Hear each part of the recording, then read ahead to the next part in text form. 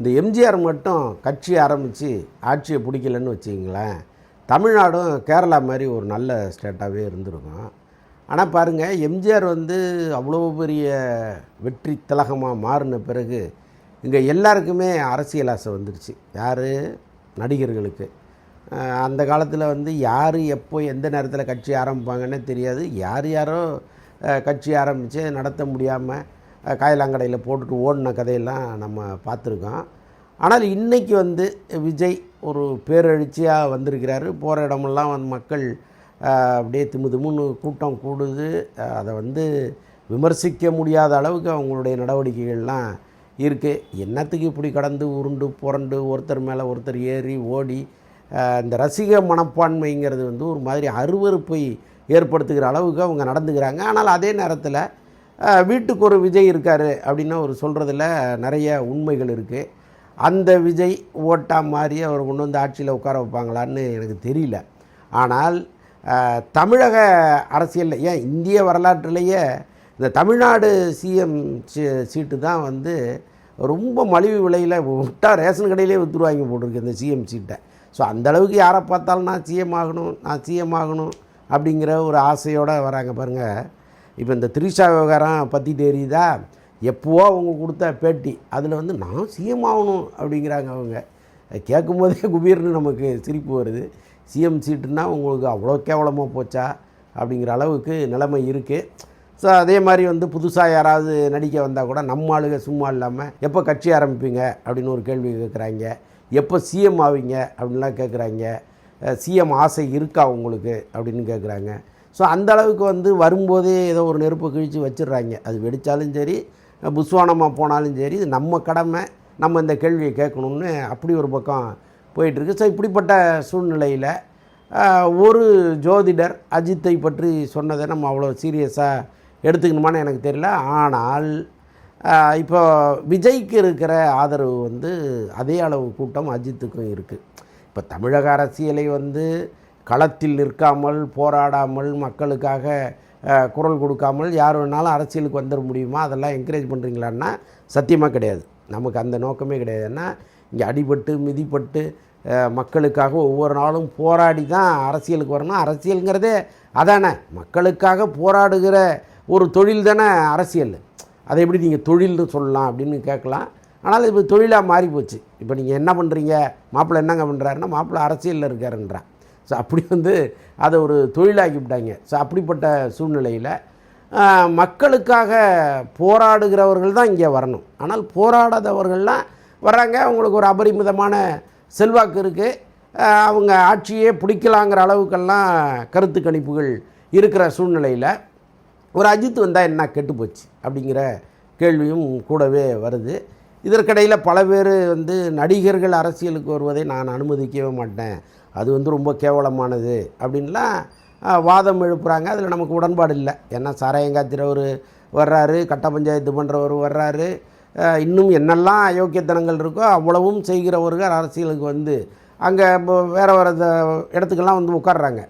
அப்போது ஒரு நடிகர், அதுவும் ஒரு தொழில் தானே, அவர் அரசியலுக்கு என்ன கட்டுப்போச்சு? இன்னொன்று, இப்போ ஒரு நடிகராக இருக்கும் பொழுது அவர் அந்த கேரக்டராக போய் மூழ்குவார். அப்போ ஒரு ஏழையாக நடிப்பார், ரிக்ஷாக்காரனாக நடிப்பார்.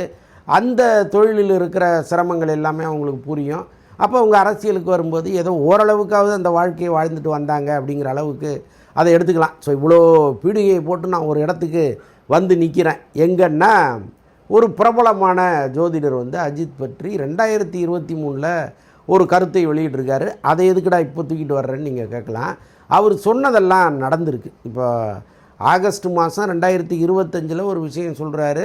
இந்த வருஷம் 2026 மார்ச்சில் கேஸ் தட்டுப்பாடு வரும், பெட்ரோலிய பொருட்களுக்கு பிரச்சனை வரும் அப்படின்னு அவர் சொல்கிறாரு.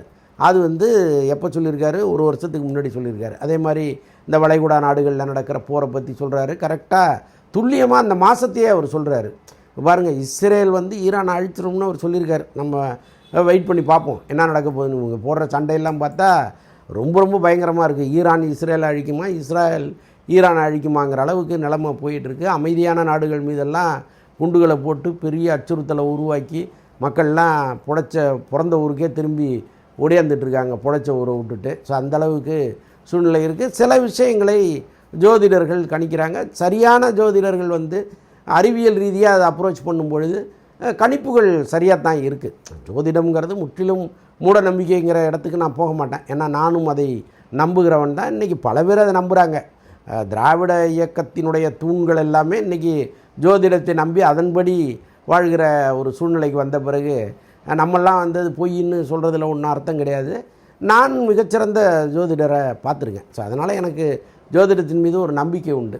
ஸோ இதையெல்லாம் வச்சு பார்க்கும் பொழுது அந்த ஜோதிடர் யார் அப்படிங்கிறதையும் நான் சொல்லிடுறேன். பிரசாந்த் கினி அப்படின்னு அவருடைய பேர். அவர் சொல்கிறார் அஜித்தை பற்றி, my prediction about Tamil film super star Thala Ajith Kumar, his future is very good in film still 2032. He enters politics in 2032. He will become chief minister in 2043 அப்படின்னு சொல்லியிருக்கிறாரு. பரவாயில்ல, 2043ன்னு சொல்லியிருக்கிறாரு. 2043 அஜித்தினுடைய ஏஜ் என்னவாக இருக்கும், அவர் எப்படி வந்து அரசியலுக்கு பம்பரமாக சுழன்று பல ஊர்களுக்கு போய் சுற்றுப்பயணம் செய்து வாக்கு வங்கியை கொண்டு வருவார் அப்படிங்கிறதெல்லாம் நம்ம அது ரொம்ப ஆழ்ந்து உள்ளே போனோம்னா இது சரியா தவறா அப்படிங்கிற கேள்வியெல்லாம் வரும். ஆனாலும் ஏற்கனவே சொன்னதெல்லாம் நடந்திருக்கே, அதனால் வந்து இதை நம்புவோமா வேண்டாமா அப்படிங்கிற எண்ணமும் கூடவே வருது. அதனால தான் நான் சொல்கிறேன். இப்போ அஜித்தை பொறுத்தளவுக்கு இப்போ விஜய் வந்து அவர் ஒரு கேரக்டராக இருக்கார், அஜித் வேற ஒரு கேரக்டராக இருக்கார். இப்போ விஜய் வந்து பொதுவாகவே அவர்கிட்ட வந்து ஒரு கலகலன்னு பேசக்கூடிய ஒரு நபர் கிடையாது. ஒரு கூட்டத்தை பார்த்துட்டு அந்த கூட்டத்தோட மிங்கிள் ஆகிற நபர் கிடையாது. ரொம்ப மக்களோட மக்களாக இருக்கணும்னு அவர் நினச்சா கூட அவர் வந்து அவருடைய சுபாவம் அதை விடுறது கிடையாது. அதுவே இங்கே பெரிய விமர்சனமாக மாறுது. நான் பார்த்த வரைக்கும் எந்த அரசியல்வாதியும் இப்படி கிடையாதுன்னு விமர்சிக்கிறவங்க இங்கே நிறைய பேர் இருக்காங்க. ஒவ்வொரு நாளும் சோசியல் மீடியாவில் விஜயை போட்டு வறுத்து எடுத்துகிட்டு இருக்காங்க. காரணம் என்னென்னா அவருடைய செயல்பாடுகள். ரொம்ப அந்த கரூர் சம்பவத்திலேயே அவர் இந்த ஏர்போர்ட்டில் நின்று கதறி அழுது இந்த மாதிரி நடந்து போச்சாங்க, நான் நினைக்கவே இல்லைன்னு சொல்லிட்டு போயிருந்தாருன்னா அது கதையே வேறு. ஆனால் அங்கேயும் அவர் எதுவுமே பேசாமல் விறுவிறுன்னு ஃப்ளைட்டில் கிளம்பி வந்துட்டார். ஸோ அப்படிப்பட்ட ஒரு நபராக இருக்கார். அப்படியே அஜித்தை பார்த்திங்கன்னா அவர் அப்படிப்பட்ட நபர் இல்லை. கொஞ்சம் துணிச்சலாக மீடியாக்களை ஹேண்டில் பண்ணுறவர் தான் அவர். அதை நம்ம பல இடங்களில் பார்த்துருக்கோம். அதே மாதிரி தன்னுடைய ரசிகர்கள் இப்படி தான் இருக்கணும் அப்படின்னு அவங்கள ஒழுங்குபடுத்துகிற வேலையில் அவர் தொடர்ந்து இருக்கார். நீண்ட காலமாகவே அதை அவர் பண்ணிகிட்ருக்கார். அவங்க அப்படி இருக்காங்களாங்கிறது வேறு விஷயம். ஆனால் அதற்கான முயற்சியாவது அவர் முன்னெடுக்கிறார்ல. ஸோ அந்த வகையிலெல்லாம் பார்க்கும்போது அவர் வந்து ஓரளவுக்கு ஏதோ ஒன்று சரியான அந்த ஒரு குவாலிஃபைடு பர்சனாக தான் இருக்கார். பட் அரசியலுங்கிறது அப்படி கிடையாது. இங்கே அரசியலை நம்ம தொடர்ந்து பார்க்கும்போது ரொம்ப அந்த பொதுமக்களுக்காக அவங்க படுற பாடு, பண்ணுற சேவைகள், அதெல்லாம் நம்ம நினச்சி பார்க்க வேண்டியதாக இருக்குது. ஸோ இவங்க எல்லாமே வந்து தேவதூதர்களாக இருக்காங்க. அது விஜய் ஆகட்டும், அஜித் ஆகட்டும். இன்னும் நாளைக்கே ரஜினி வந்திருந்தால் கூட நம்ம அதை தான் சொல்ல போகிறோம். ரஜினியை பொறுத்தளவுக்கு இன்னும் கொஞ்சம் எளிமையானவர், கொஞ்சம் அப்ரோச் ஈஸிங்கிறது இருந்தால் கூட நீங்கள் பொதுவாக அந்த ஒரு கூட்டத்தை பார்க்கும் பொழுது அல்லது மக்களுக்காக பேசும் பொழுது அதையெல்லாம் ரொம்ப உணர்ந்து ஆழ்ந்து பேசுவாங்களா, அவங்களுக்காக போராடுவாங்களாங்கிற கேள்விகள், சந்தேகங்கள்லாம் நம்ம சினிமாக்காரர்கள் மீது நிறையா இருக்குது. ஸோ இப்படிப்பட்ட சூழ்நிலையில் இந்த ஜோசியர் போகிற போக்கில் ஒரு புரளையத்தை கிளப்பி விட்டு போயிட்டார். 2023 அவர் போட்டதை இன்றைக்கி எடுத்து வச்சு வியாபாரம் பண்ணிகிட்டு இருக்காங்க பல பேர். ஸோ அவர் எங்கே இருக்கார் என்னெல்லாம் நமக்கு தெரியல. பட் அஜித்தினுடைய ஜாதகத்தில் அப்படி ஒரு அமைப்பு இருக்குன்னு பல ஜோதிடர்கள் சொல்லி நான் கேட்டிருக்கேன். அதிமுகவுக்கே ஒரு தலைமை வகிக்கக்கூடிய சூழ்நிலையெல்லாம் வந்துச்சு. அப்போல்லாம் அதை தூக்கி போட்டுட்டு வேணவே வேணாமான்ட்டு கையெடுத்து கும்பிட்டு வந்தாருங்கிற தகவல்கள்லாம் இருக்குது. ஏன்னா இப்போது ஜெயலலிதா அம்மா இறந்துட்டாங்க. ஆனால் அவங்களுடைய இறுதி காலங்களில் அஜித்தை எப்படியாவது உள்ளே கொண்டு வந்து அவருக்கு பொறுப்புகளை கொடுத்துட்டு நம்ம மெல்ல விலகணுங்கிற எண்ணமெல்லாம் அவங்களுக்கு இருந்ததா அவங்களோட ட்ராவல் பண்ண ஒரு பத்திரிகையாளர் சொல்கிறார். அப்போ அதை வந்து நம்ம நம்பித்தான் ஆகணும். இப்போ சசிகலாலாம் இருக்காங்க. அவங்கெல்லாம் வந்து ஒருவேளை எதிர்காலத்தில் கொஞ்சம் மனம் திறந்து பேசுனாங்கன்னா இதெல்லாம் உண்மையாக பொய்யான்னு கூட நமக்கு தெரிய வரும். இப்போ அண்மையில் ஹரிகரன் வந்து தந்தி டிவியில் சசிகலாவை பேட்டி எடுத்தார். அதில் இந்த கேள்வி அவர் கேட்டிருந்தால் ஒருவேளை பதில் சொல்லியிருப்பாங்களோன்னு எனக்கு தோணுது. அவர் மறந்துருக்கலாம். ஒருவேளை இந்த ட்வீட் வந்து ஒரு மாதத்துக்கு முன்னாடி பரவலாக பேசப்பட்டிருந்ததுன்னா கட்டாயமாக இந்த கேள்வியை கூட அவர் கேட்டிருக்கலாம். பட் அதை கேட்கல. ஸோ எதிர்காலத்தில் கட்டாயமாக சசிகலா கூட இது குறித்து பேசுவதற்கெல்லாம் வாய்ப்புகள் இருக்குது. ஸோ இந்த சூழ்நிலையில் அஜித் வருவாரா மாட்டாராங்கிறது இன்னமும் நமக்கு சந்தேகமாக இருந்தால் கூட இந்த ஜோதிடர் ஒரு பொறியை பற்ற வச்சுருக்கிறாரு, அது வெடிக்குமா அல்லது புஸ்வானமாகுமாங்கிறத நம்ம பொறுத்திருந்து பார்ப்போம். சரி, ஓகே. இவ்வளவு பிரச்சனைகள் ஒரு பக்கம் போயிட்டு இருந்தால் கூட இன்னொரு பக்கம் ஒரு மிகப்பெரிய பஞ்சாயத்தை ஆதவ அர்ஜுனா கூட்டிட்டார். எனக்கு தெரிஞ்சு இவங்க எல்லாம் அந்த அனுகூல சத்துருன்னு சொல்லுவாங்க ஜோசியத்தில். ஏன்னா ஜோசியத்தை பற்றி பேசிகிட்டு இருக்கிறதுனால இந்த வார்த்தையை நான் பயன்படுத்துகிறேன். கூடவே இருந்து ஆளை காலி பண்ணுற கிரகங்கள் தான் இந்த அனுகூல சத்துருன்னு சொல்லுவாங்க. சத்துருனா எதிரி, அனுகூலம்னா கூடவே இருக்கிறது. எதிரியவே கூட வச்சுருக்கிற மாதிரி இந்த ஆதவ அர்ஜுனாவை விஜய் கூட வச்சுருக்காரா என்னமோ நமக்கு தெரியல. பல கூட்டணிகளை கெடுத்து விட்டவர் அவர் தாங்கிறாங்க. இப்போ பாருங்களேன், இப்போது 2-3 நாளைக்கு முன்னாடி ஃபெலிக்ஸ் வந்து ஏதோ ஒரு மேடையில் பேசும்போது எங்கள் தலைவரெல்லாம் வந்து சம்பாரித்த காசை அரசியலில் போடுறாரு, மற்றவங்க மாதிரி வந்து வெளிநாட்டில் போய் ரேஸ் ஆடிக்கிட்டு இல்லை, கார் ரேஸுக்கெல்லாம் போகலை அப்படிங்கிற மாதிரி ஏதோ ஒன்று சொல்லி அஜித் ரசிகர்கள்லாம் கும்பலாக வந்து திட்டிகிட்டு இருக்காங்க. இப்போ உள்ளபடியாக நீங்கள் அரசியலில் ஜெயிக்கணும் அப்படின்னா அஜித் ரசிகர்களையும் ரஜினி ரசிகர்களையும் அரவணைச்சு போகிறது தானே சரியாக இருக்கும். அதை விட்டுட்டு தேவையில்லாமல் சின்னிங்கன்னா அவங்களாம் சும்மா இருப்பாங்களா? இந்த தேர்தலில் எல்லாம் விஜய்க்கு எதிராக வேலை செய்யுங்கடான்ட்டாங்க. ஸோ அது ஒரு பக்கமாக. இந்த பக்கம் ஆதவ அர்ஜுனா பேசும்பொழுது ரஜினி அரசியலுக்கு வரணும்னு நினச்சாரு. அதை வந்து திமுக குடும்பம் வந்து அவரை மிரட்டி அரசியல்லேருந்தே விலக வச்சுட்டாங்க. அவங்க இப்போ பாருங்கள், அதே ரஜினி ரெட் ஜெயண்ட்டுக்கு படம் பண்ணிகிட்டு இருக்காரு அப்படின்லாம் விமர்சனம் பண்ணிட்டாரு. இப்போ ரஜினி ரசிகர்கள்லாம் சேர்ந்து அடிக்க ஆரம்பிச்சிட்டாங்க. எதுக்கு இந்த தேவையில்லாத வேலை?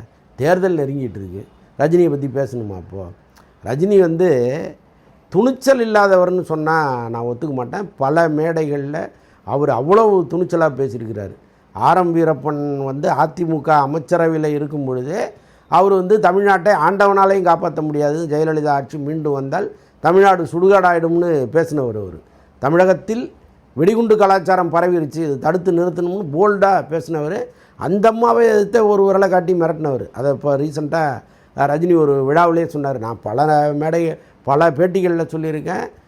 செவாலிய விருது சிவாஜிக்கு கொடுக்கும் பொழுது அந்த மேடையில் ரஜினி வந்து ஜெயலலிதா அம்மாவை கடுமையாக எச்சரித்து பேசினார். எல்லாருமே பயங்கர ஸ்டன் ஆகிட்டாங்கன்னு நான் சொன்னேன். அந்த நிகழ்ச்சி முடிஞ்சு யாருமே வந்து ரஜினியை கூப்பிட்டு போகலை. அப்போ வந்து என்னை காப்பாற்றி கூப்பிட்டு போனவர் பாக்கியராஜ் தான்னு ஒரு விஷயத்தை அவர் சொல்லியிருந்தார்.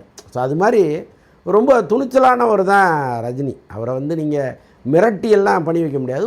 அவருக்கு தோணியிருக்கு நமக்கு இது தேவையில்லாத வேலை, நாம் எதுக்கு வந்து அரசியலுக்கு வரணும்னு. இன்னொன்று வந்து அவருக்கு அரசியலுக்கு வரணுங்கிற அழுத்தத்தை கொடுத்ததே பிஜேபி தான். பிஜேபி தமிழகத்தில் வளர வைக்காமல் போனதில் பெரும்பங்கு ரஜினிக்கு உண்டு. உள்ளபடியே நாம் ரஜினிக்கு நன்றி தான் சொல்லணும். ரஜினி அரசியலுக்கு வந்திருந்தால் அவர் தோளில் உட்காந்து பிஜேபி இங்கே வந்திருக்கும். அவர் ரொம்ப சரியான நேரத்தில் ஒரு சரியான முடிவை எடுத்துகிட்டு டக்குன்னு நழுவி போனார். அது வந்து மிரட்டல்னு நம்ம சொல்ல முடியாது. அது எதுக்கு சொல்ல வரேன்னா, எதுக்கு வாயில் வசம்பு வச்சு தேய்ச்சிக்கிட்டு இப்படி தப்பாக தகவல்களை சொல்லி அங்கே உள்ள ரசிகர்களை உங்களுக்கு எதிராக திருப்பிக்கிறீங்க. கொஞ்சம் கவனமாக பேசுனீங்கன்னா ஓட்டு தானே, எல்லாமே ஓட்டு தானே. அப்போ தேர்தல் அரசியல்னு வந்த பிறகு எவ்வளோ கவனமாக இருக்கணும் நீங்கள். ஸோ இதெல்லாம் மனசில் வச்சுட்டு பேசுங்க. இப்போ அஜித் அரசியலுக்கு வருவாரான்னு ஆரம்பித்து ரஜினி ஏன் அரசியலுக்கு வரலைங்கிறதுல வந்து முடிக்க வேண்டிய சூழ்நிலையாக இருக்குது. நாடு வந்து நடிகர்களை சுற்றி தான் அரசியல் பண்ணும் போல இருக்குது. அது கொஞ்சம் கஷ்டமாக தான் இருக்குது சொல்கிறதுக்கு.